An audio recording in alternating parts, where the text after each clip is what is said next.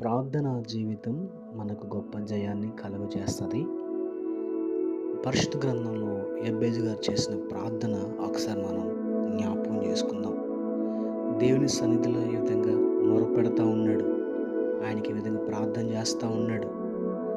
నిశ్చయముగా నన్ను ఆశీర్వదించి నా సరిహద్దును విశాలపరిచి నీ చెయ్యి నాకు తోడుగా ఉంచి ఏ కీడు రాకుండా ప్రతి అపాయం నుంచి నన్ను తప్పించు ప్రభువా అని దేవుని సన్నిధిలో మొరపెడతా ఉన్నాడు, మనవి చేస్తూ ఉన్నాడు.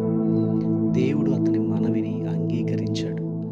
తగ్గించుకుని దేవుని సన్నిధిలో మొరపెట్టే అనుభవాన్ని మనం కలిగి ఉండాలి.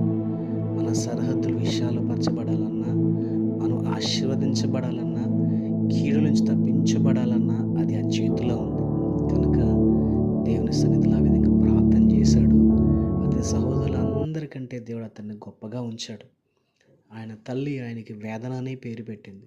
ఆయన కన్నప్పుడు ప్రసవేదన పడుతూ వాళ్ళ అన్నదమ్ములందరూ కొంచెం దూరం పెట్టారు. అయినా దేవుని సన్నిధిలో మంచి ప్రార్థన జీవితం కలిగి ఉన్నాడు. దేవుడు అతన్ని గొప్ప చేశాడు. ఆ రీతిగా మనం కూడా ఉండాలని దేవుడు ఆశపడతాడు.